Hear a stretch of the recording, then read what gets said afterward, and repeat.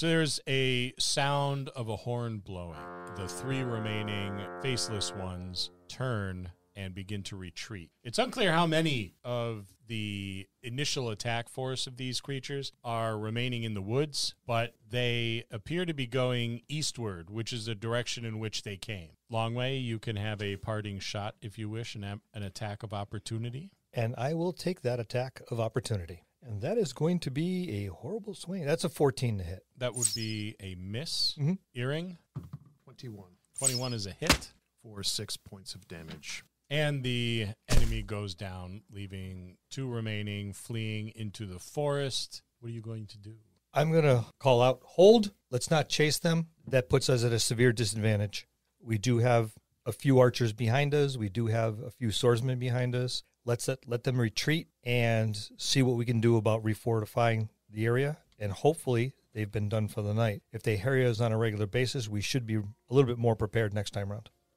Dash jumps up and down and gesticulates with certain fingers at the enemy running into the woods and puts up a non-stop string of cowards, run away, bring a better force next time. Shit talking.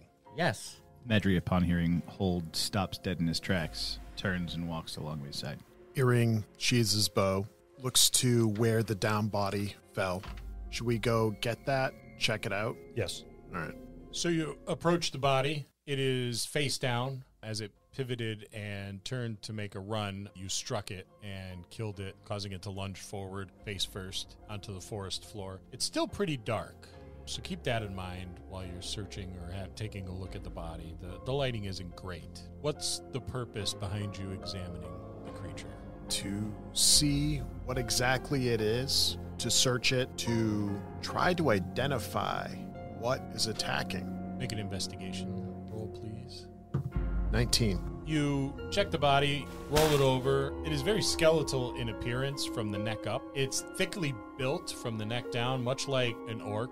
Very stocky, just a naturally burly creature. And they all seem to have a similar shape to this one. They're all bulky, muscular, almost like they were bred for warfare or hard labor. The skeletal head and face is not bone. It's not a skull, though it looks similar to a skull. There's head on it. There's flesh. The flesh is still warm. The eyes are deep set and have dark rings around them. They did glow in the darkness, almost like a cat's would or some other nocturnal animal's eyes would. It was an orange or a red glow. They've got pointed ears, not quite as sharply pointed or shaped like an elf's, but thicker and broader in appearance with a slight point at the end of the tip. The hair is coarse, almost like a horse's mane. The hair in these creatures, that you could tell, is just as varied as a human's or elves or dwarves' hairline. You know, some are balding, some have fuller heads of hair. The hair color is all darker browns to black. In some cases, you've even seen streaks of white, not certain whether or not it is an indication of old age, as it would be in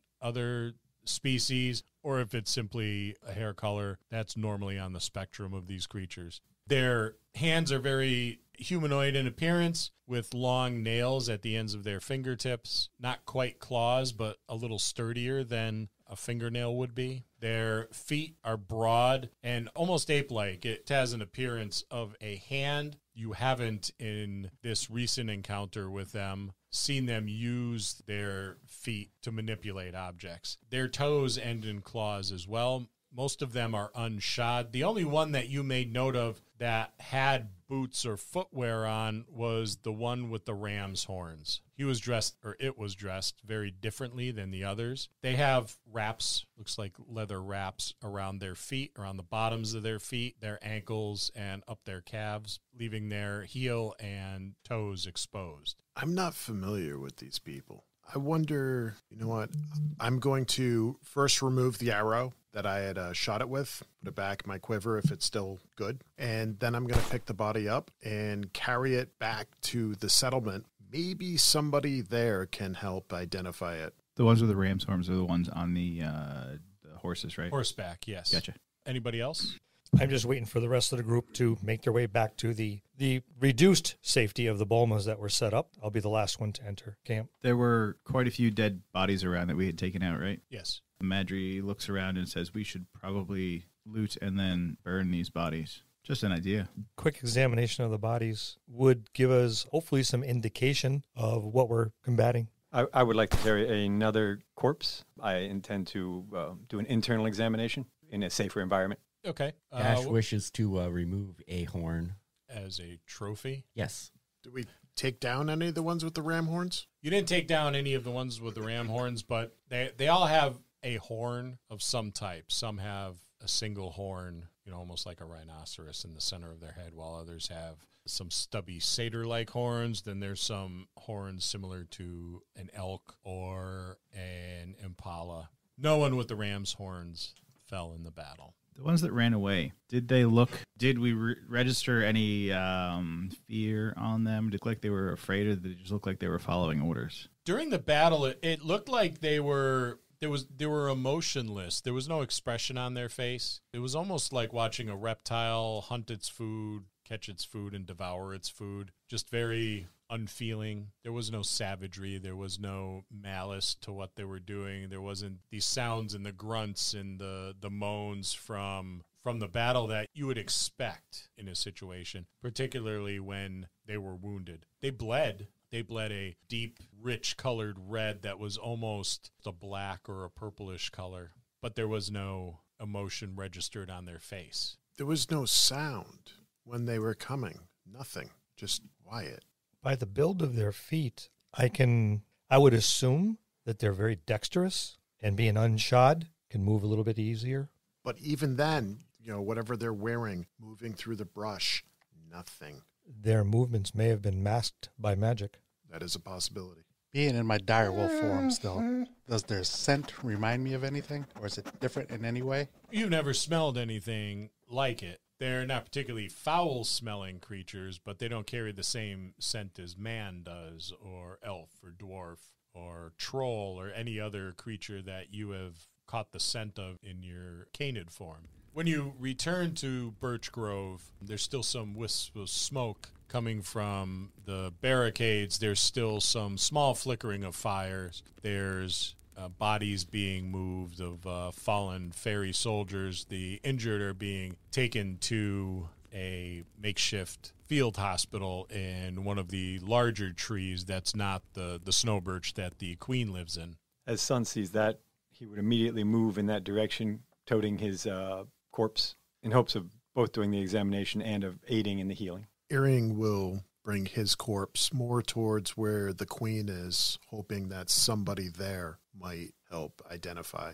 I'm going to see if I can rally whatever troops are left, set up posts, 4-man teams, 3 4-man teams at the cardinal points and other groups, and see what we can do about fortifying the Bulmas now that they've been burned down quite a bit. But if we can maintain the fires a little bit, perhaps the fire itself would provide a better defense as opposed to the pile of brush. So I'll instruct them to grab whatever resources they have available to at least keep the fires going a bit, and that'll help provide a little bit of light as well as an impediment. Madry? It's dark out, never mind. Madry's going to grab another body and also follow the group back towards to help with the investigation of the body, and then also help with fortifications. Mokwe? Moku's going to follow. And Dash, after a tremendous effort of hacking and bending and prying and pulling, you've now got yourself a nice, stubby, satyr-like trophy horn, which is quite gruesome to watch. What are you doing after you're done savaging the corpse? I will follow my giants because I think that they're standing about a head and a half above everybody else that I know. And I am keeping an eye out for the man in charge of the militia. And as soon as I see him, I'm going to catch his eye, hold up the horn in one hand, and flip him the bird with the other. He makes believe he doesn't notice you doing it, but it's quite obvious that he had noticed, pivots on a heel, and he storms off in the other direction. Dash is laughing his ass off as he catches up with the rest of the group. Iring, you bring your corpse to an area where a couple other individuals are gathering, and they're stacking the bodies of their fallen comrades. Not far away, you see Sun ducking into a large tree with a corpse of another one of these faceless ones over his shoulder. Several wounded soldiers being helped into the entrance of this tree. What exactly are you going to do with your corpse? I will take it to where Sun is, and along the way, ask if anyone happens to know what these are. One, for lack of a better term, elderly fairy who has a long white beard, long white hair, kind of wrapped up into a man bun, looks in, he nods at it and says, I'm somewhat familiar with these. What can you tell me about them? They're not like anything else I've ever seen or encountered. They're vicious creatures, but they're slow and methodical in their attacks. They have harried Birch Grove and other settlements for a few months, from what I can recall. Their appearance is skeletal. Yes. Are they undead? Oh no, they're quite alive and quite able to be killed. Thank you. The orcs of the Untgard, they will sometimes paint their faces bone white before they go to battle with their enemies. Paint them in a skeletal fashion, and they do this, of course, to be intimidating and frightening, to gain the upper edge. Perhaps this is the purpose why they appear the way they are. Perhaps they were bred. That is a fair point. Do they look like orcs, though? They're don't. bestial. Yeah, bestial with, like, gorilla feet and... Okay. Thickly built like an orc. Muscular. Almost like bipedal humanoid chimera. They were fun to kill. Sun, you duck quite a bit, almost all the way at the waist, practically folding yourself in half to get your girth through the doorway. Once inside the main chamber, the tree is massive in proportions. There's beds and tables, blankets, and several fairy women running about, acting as nurses, assisting in bandaging and cleaning wounds. There's a sense of despondency there as the fairies are some missing limbs, others barely clinging to life. It's not a scene that Birch Grove is familiar with. The Wylderynn is not a place that has seen war in ages. I approach one of the nurse type and ask, who are your closest to dead? They wave their hand over to a few tables soaked with blood, and there's about a dozen that you can see seriously wounded fairies, some missing limbs, others with their entrails exposed, all manner of horrific battle wounds. From that group, Sun picks out the three, not missing limbs, not entrails on the outside, who appear most likely to recover to full health, because three I can save. And I will cast Cure Wounds on one and Healing Word on the other two to try to stabilize them.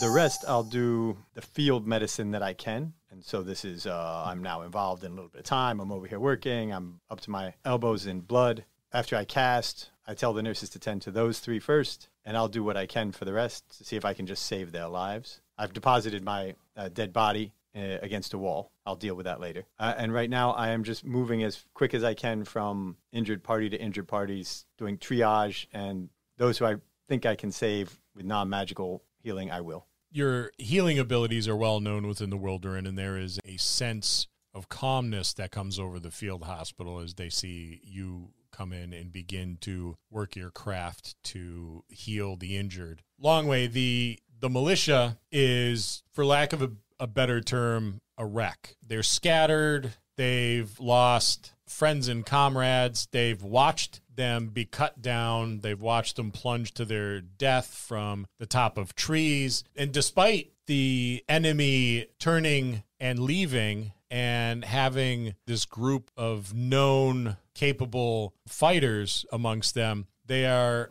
morale is crushed. Some of them are sitting on their heels, openly weeping. Others are returning home. Some are just standing in the center of the grove, holding buckets of water, watching the barricades burn. The captain of the militia is trying his best to rally the troops, but he doesn't have the words. He's not an inspirational leader. He's more of a politician than anything else, even though the fairies don't have politicians in the same way that humans or dwarves or even elves do.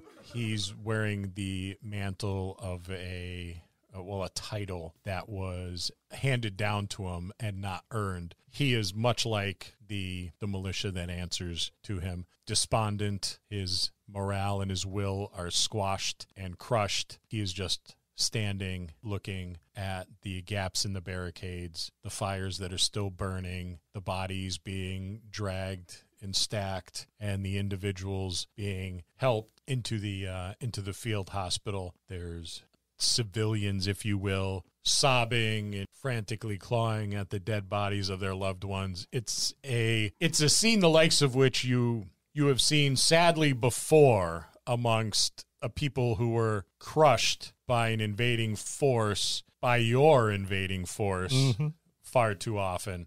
It's a dismal sight. And the one thing that sticks prominently in your mind is they will not survive the next encounter the way they are presently. I will find something of a high spot. I don't care if it's on top of a wood pile, a cart, something. And although not using my actual roar, I will let out a bellow to get their attention and call to them. Children of the Fae, now is not the time to despair. Your dead are dead. There's nothing we can do to change that. What we can change is whether or not you expire this evening. I need you to stand up and form up in front of me now! Make a persuasion check.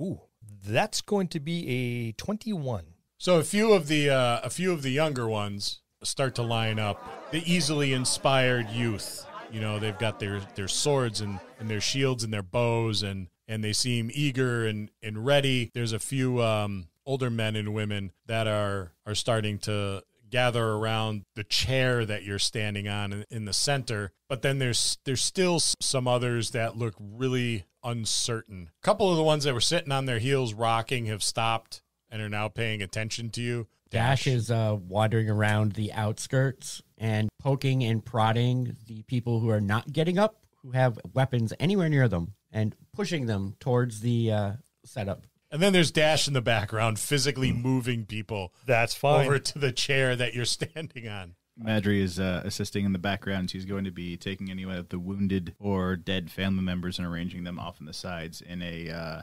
like the dead people with the blanket over the top of them, a whole Less line than of a them. pile. Yeah, A not respectful quite a pile. manner. A respectful manner, but off to the sides, and then taking all the weeping widows and sons and fathers and daughters and kids and just shuffling them off to the side out of the way while Dash is putting willing members or somewhat willing members. Those that see others that have fallen to despair, bolster them up. Throw a hand about their shoulder and bring them to me. Tonight, we will not fall. Tonight, no more torment, no more death. It is time to defend yourselves, and it's time for you to learn how. We've got to send word to the Varanasi. They're the ones with a proper army. We need their backup. They're the ones who are supposed to be the protectors of the Wylderynn. They will never get here by morning. Then we must flee and let them have the grove, if the grove is what they want. If they want the trees, there's more trees. The Wylderynn is full of trees. Wimps. That is up to your queen to decide. But in the meantime, we still have to defend ourselves. We still have to leave. We still have to be able to safely traverse from here to another point if she so desires. And in doing so, we are not going to go about as a despondent rabble hanging our heads in defeat. It is unacceptable. Well, if that's the case, then why isn't the queen down here rallying her people? Maybe if her people gathered and called to her, maybe she would come down and address us. Somebody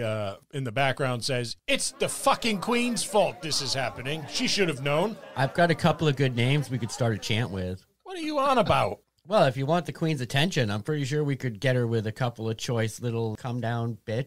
Dash, now is not the time for your personal issues and indiscretions. Thank you. Let's let the town lunatic rally us. That sounds like a good idea. I thought the town lunatic was trying to rally us. At least I was out there. He grows suddenly silent.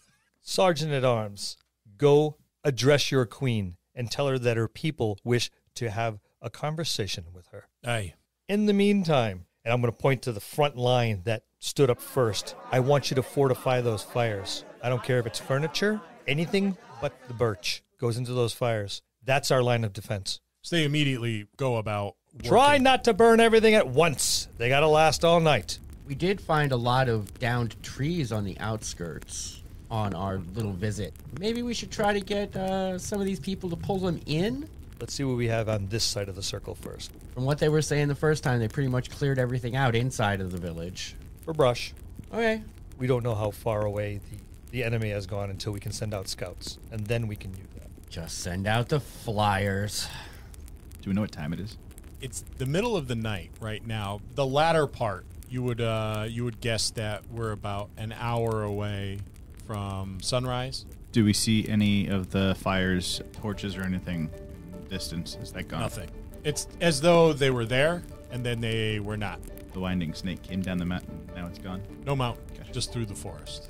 Sun sticks his head out of the healing tree and yells out, "Longwei, send me the old women and the little children. I have jobs for them." I will try to address a couple of a few more that seem to be a little bit more stalwart, not necessarily out there at the fires, but are like the next line, and ask them to please gather up the women, gather up the children, and bring them to the healing tree. The elderly appear to be a lot more resilient with the goings-on than most that are younger than them.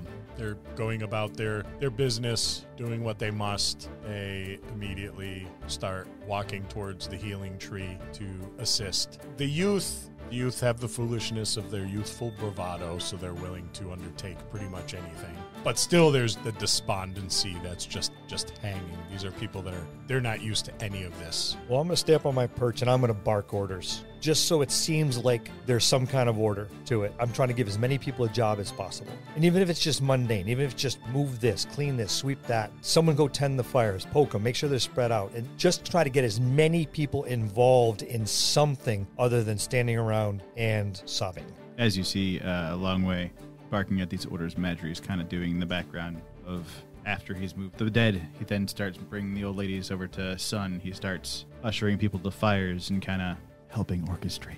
Iring is going to drop his body next to where Sun put his, and then head to the trail, the direction where the enemies had come from, and stand watch. Okay. Oakwee is going to drop his wild shape and assist Sun in healing. I'll cast what I can for Cure Wounds, and then I use my last cast for Good Berries to get 12 of those. Pass those out to the injured as well.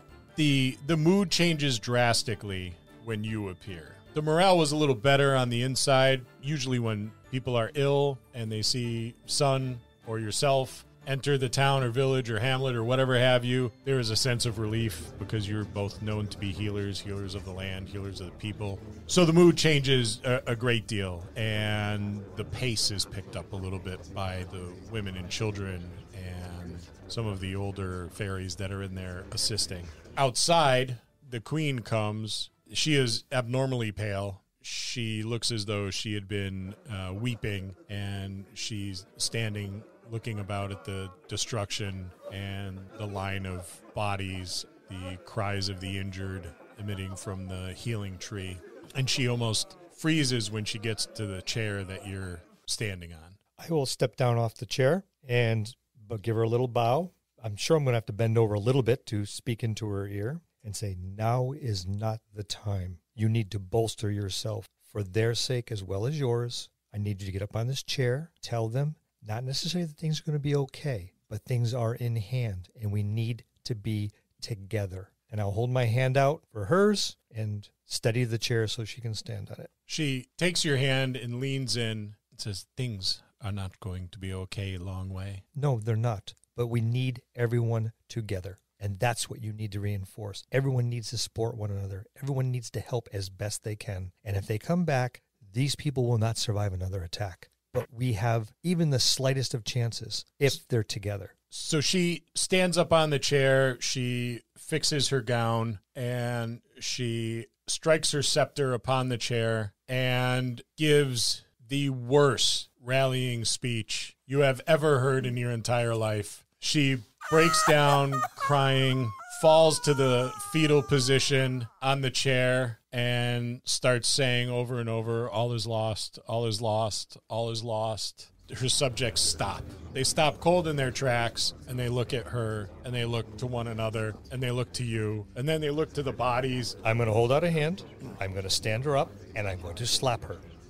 Dash will come up through the crowd towards the chair, grab her, give her a big hug, put her on the chair sitting down, and tell her, shape up, and then step back. I'm going to let her sit there, and I'm going to continue barking my orders. See if I can get some semblance of order back in the condition. Why are we standing about? I thought I asked you to do this. Do it! They get back to work. Throughout the first part of the morning, they've got the barricades looking as best as they could. Things at the healing tree seem to be under control as best as you can get them. How many old women and children did I get?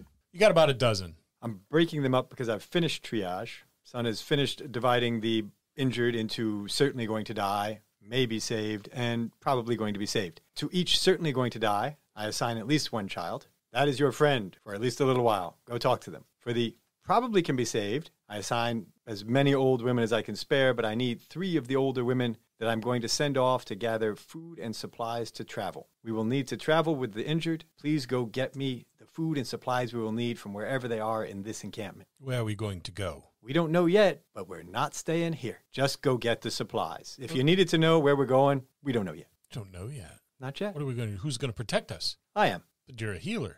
That's right. But you're not a warrior? I have my ways. Just go get the supplies. Can you do that? If not, I can assign the job to somebody else. We can do that. Okay, get me the supplies for traveling. Children, go with them.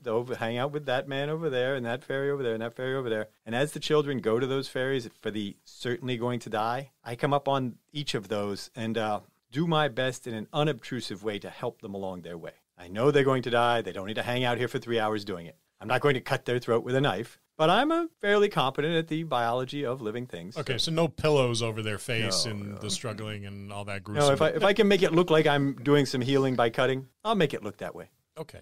Can I understand what he's about to do?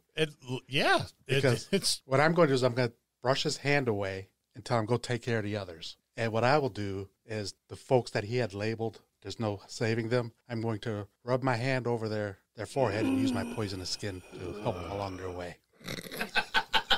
We've known each other a long time. If he says move, I move. all right. They were going to die. Most certainly. I am good at triage. 99%.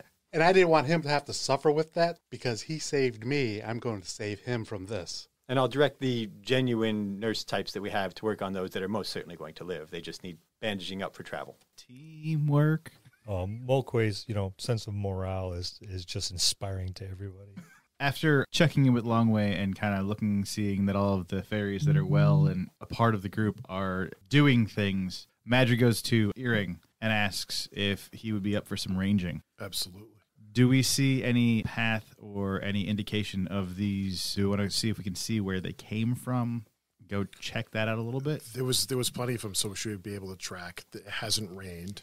Nope, it has not. And obviously, sharing with the group what his idea is, but then should we take off and do some ranging? And what do you think? That sounds good. I don't know if we have to take everybody, but at least some. Grab a couple of the fairies and bring them with us? Some of the archers? Some of the ones that can fly. Yeah, that would work. So not Dash? Can he fly? Off my shell. He can glide off your shell. He can hit things real hard. But can he fly? Dash is totally ignoring all of any byplay and helping pin together the defensive wall. So you're going to take a couple of the flying fairies with you? Just the two of you? I think we could take care of it. What do you think? Yeah, well, Longway's got to be around to get everybody moving. Sun's busy healing. Moqui's busy healing. Dash probably will help Longwei best. So, yeah, the two of us. Sounds like a plan to me. While the healing and such is proceeding in the tent, I'm going to lay out that corpse, the faceless corpse that we brought in, and I'm going to cut it from groin to neck and start slicing it open, autopsy style. Not hack and slash, real gentle and slow. What's your passive perception? 13. My assumption is you're going to remove the clothing and the armor. Correct. So as you're removing the clothing and the armor, you notice a perfectly round black circle right in the center of the creature's chest. It almost looks like a tattoo, birthmark, perhaps. Is there hair all over the creature? Or we had discussed they were quite hairy. Is it ape-like? Not to that extent. Their hairiness the back hair that you often see at the beach. Shoulder hair, the hair on the back of the arms, some chest hair, but there doesn't seem to be any hair around this black circle. More of a brand or a tattoo? Definitely not a brand. Definitely not. More of a tattoo or marking of some sort. But it is a deep, inky black. It's the blackest black you've ever seen. Well, I would start my cut at the groin, working my way up. As I get closer, am I encountering the normal bone structure I would expect? Oh, yeah. Okay. I cut right through it. I assume it's a tattoo. Seems to be. I'm cutting across the breastplate. I'm looking around for some snipping tools or saws to get through the breastplate, or just cut the entire top of the rib cage out. I'm going to leave the head for later. I'm just trying to check the torso area now. Is the internal structure similar to what I've very, very familiar to other, humanoid creatures that you've seen. All the organs that you would expect to find are there, and they're in the locations you would expect them to be in. They seem to have bled a darker red, perhaps? Dark red, yeah, almost like a black. It's so deep in red that it was almost like black. Now, I don't think I have a tool strong enough to cut a skull surgically. Am I able to find a bone saw in this healing area? So I'm going to try to approach the skull from underneath the jaw and go in where there's not much boniness. Am I getting anything unusual in that area? No. Nope. So this just appears to be a humanoid. I mean, oddly shaped, slightly. Okay. Yes. They died like normal humanoids, so I can't imagine what else I'd investigate. I will, however, let's see, are there jars? Clay jars? Anything like that? This looks like an inn that's been used as a field hospital. So there's cups. Are there mugs? Mugs. Oh, I can see them dumping out the pickles and, Other pickled utensils. eyeballs. And If I can get some mugs, like 3 mugs, I'd like to keep the heart and a couple other organs, the heart, liver, spleen. A couple mugs, some cloth over the top of the mug, wrapped in string, tied it off. It's going to rot in a few days, I know. I'm not keeping it forever. It's not a trophy. I just want to investigate those particular organs further. Okay. Our scouts, you're going in an easterly direction. To where we encountered them. The tracks are easy to find. There was no stealth involved in their approach or their attack. There's several tracks that are easily visible. There's the tracks of horses, the unshod feet of the foot soldiers, broken branches, every indication that a large group of heavy individuals moved through the wood. What is unusual is that they abruptly appeared. So when you track their trail back, it seems like they just abruptly appeared and then started their march and their ride. There was a point you track them back to an opening, a glade of sorts on a slight rise, but there's no indication of where they came from. Did they portal in? Is there magic involved? I look to the 2 Fae that are with us. Can you fly up and look around? Yes, of course. Madry wants to investigate the glade more. What does it look like? What's in the surrounding areas in this area? Is it just like an opening in the woods, or what's it look like? It's an opening in the woods. It doesn't appear to have been created by anybody's hand. It was just nature, the trees and whatever have you didn't encroach upon this particular space. Tall grasses, flowers, some shrubs, nothing remarkable at all about it, really. It's like any other glade you've seen in the Wylderynn. You would have probably selected it as a campsite if you were traveling. No stone rings, no obelisks, no fairy circles, no... Nothing. I'm going to walk around and just stomp my feet occasionally just to see if I hear anything potentially hollow underneath. Roll your investigation. 17. It must be quite a sight to see Iring kind of walking around, stamping. Almost looks like a dance. he's having a tantrum. But I'm not Dash. The ground is firm, as you would expect. Nothing looks disturbed. In the Wylderynn, there's a lot of rain, a lot of moisture. Most of the stones are covered with moss, as are the trees. And this is no different. The large stones that protrude from the ground are moss-covered, unremarkable in their shape. Tall grass, wild flowers, nothing that would give you indication that there's any underground tunneling or trap doors that they would come up from. Okay, to clarify, the middle of the glade, footprints start walking towards where we were. Yes. There's no other footprints, no horse tracks, no anything, no individual prints leaving any other direction from this glade? None. None that we've seen. There's horse tracks intermingled with the footprints, but there's none coming from any of the other compass points. They all originate from the one point. Yes. Okay. I think we need to build a trap. I like this idea. A big trap. We're going to need a lot of help. We should get back, and actually, the Fae that are with us, they come back and report. Yeah, I'm not really too sure what we're looking for, but we didn't see anything. I think there's magic involved here. Like they're using some type of portal or teleportation to come to this exact spot to then attack. But that's impossible. The magics of the Wylderynn don't allow for wicked creatures to come from the outside, nor the wicked creatures here to go from the inside out. I can't explain it, and obviously we have no explanation for how they're appearing right here last night and coming into Birch Grove. If that were to happen again tonight and they were to come right here, setting a trap here might diminish their numbers or hinder them so that we might be able to set an ambush. How far from Birch Grove is this glade? You had to walk for about an hour to get to this location. How long would it take you two to fly to Birch Grove from here? A matter of minutes. We'll go above the canopy. We won't be hindered by any of the wood. You two head back, report to Longwei. Report to him what we found, and that Madry and I are building a trap. Very well. Before they leave, I want to ask them if there are any other groves around the Birch Grove that look like this or are large open spaces like this. Any of the other compass points? Well, there's many of them throughout the Wylderynn. There's many other groves like Birch Grove, but they don't seem to be bothering with them, any of the other settlements. Okay, I agree. We should start building a trap and figuring out a way to take them out early. Back at Birch Grove, Sun is dismembering by. Do you just do one? I just do the one, having found nothing unusual. As I've finished the dissection, now I'm more closely inspecting the heart. Anything unusual there? The stomach? Nothing. Very normal humanoid. What's in the stomach? There doesn't appear to be anything in the stomach.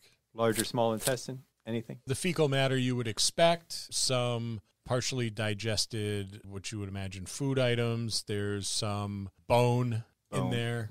Okay. Yes, I'm just doing the one, and I think I'm done with the organs. Mokwe, how are we proceeding with our passing on? They have passed on. Can you send the children to help with the sure to survive? I will do that. And I will instruct the children to go help those who are sure to survive. Mokwe, we should strategize. Mokwe thinks we should strategize as well. If we have to move these people, it's going to be a problem.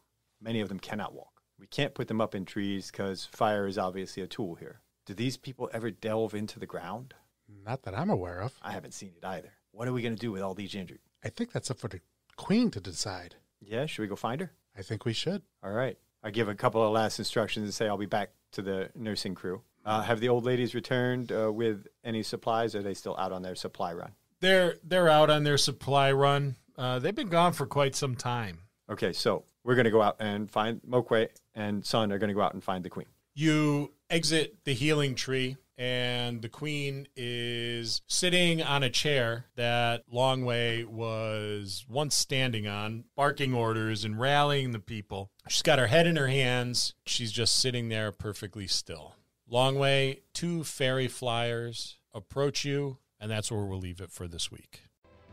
This is your DM, Scott, and that is all we have time for this week. Join us next time as the adventure continues on An Acorn's Journey, a DMD story. Thank you to our cast, Marcus Holt, Frank Wieden, Ben Petrie, Bill Robitaille, Louis Aponte, and the angry fairy himself, Sin Morse. A special thanks to you, our listeners. You are why we do this every week. We'll see you next time in the dojo.